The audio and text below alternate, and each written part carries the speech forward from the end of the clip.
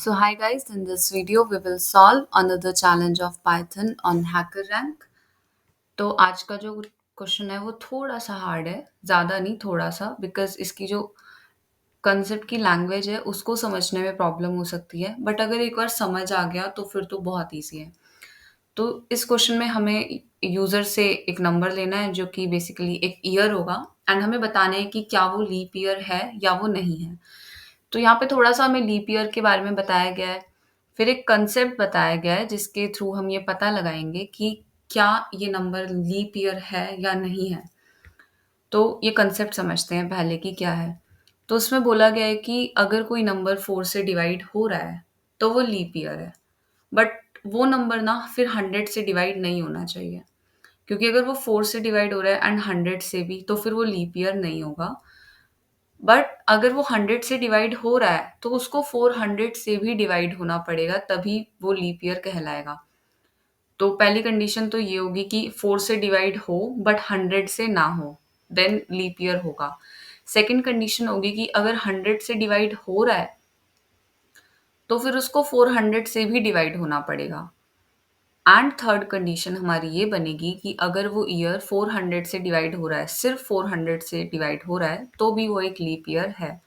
तो I know थोड़ा confusing लग रहा है, बट अभी कोड लिखते हैं तो आपको धीरे-धीरे समझ आएगा कि एग्ज़ैक्टली ये कांसेप्ट क्या कह रहा है। तो पहली लाइन में उसने बोला है कि the year can be evenly divided by 4 is a leap year. तो हम यहाँ पे लिखते हैं if year completely divided bye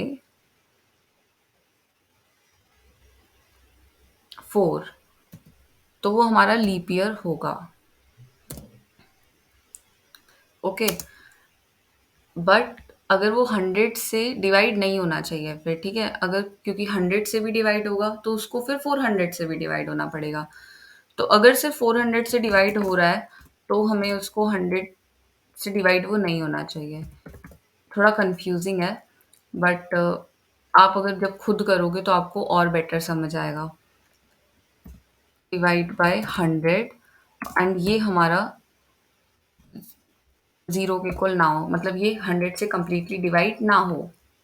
okay, तो हमें क्या करना है, लीप ईयर ट्रू, यानी कि ये लीप ईयर है।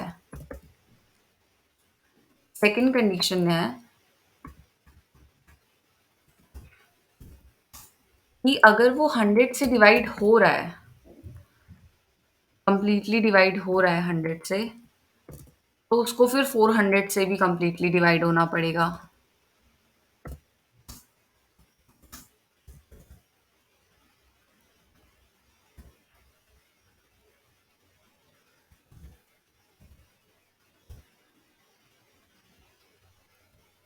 एंड थर्ड कंडीशन है कि अगर सिर्फ वो, यहाँ पे हम लीप ईयर यहाँ पे ट्रू लगा देते हैं।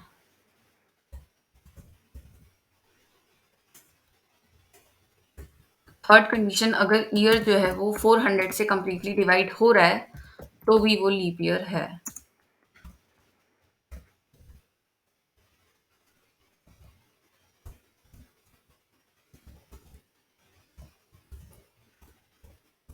और अगर ये तीनों ही कंडीशन सेटिस्फाई नहीं हो रही हैं, तो वो लीप ईयर नहीं है। सो हम क्या कर देंगे, leap is equals to false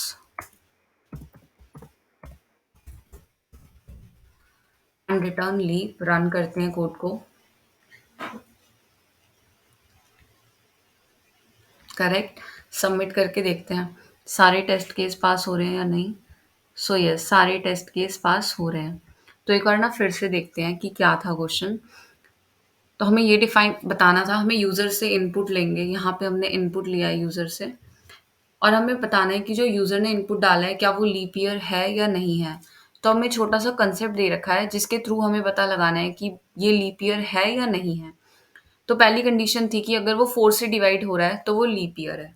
okay, but अगर वो 100 से डिवाइड हो रहा है, 100 से भी डिवाइड हो रहा है 4 के साथ साथ, तो लीप ईयर नहीं है।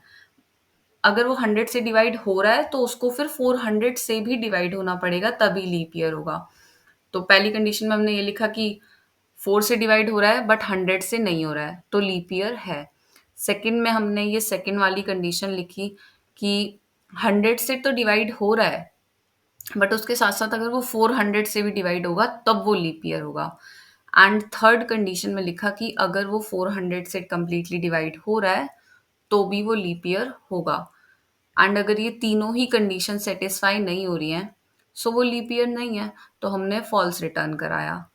सो थोड़ा-सा डिफ़िकल्ट है, थोड़ा-सा ही है, ज़्यादा नहीं है, बट अगर आपको एक बार ये कांसेप्ट समझ आ जाएगा, तो फिर बहुत ईज़ी लगेगा क्वेश्चन। सो आज की वीडियो यहीं ख़त्म करते हैं। Thanks for watching guys. I will see you in the next video.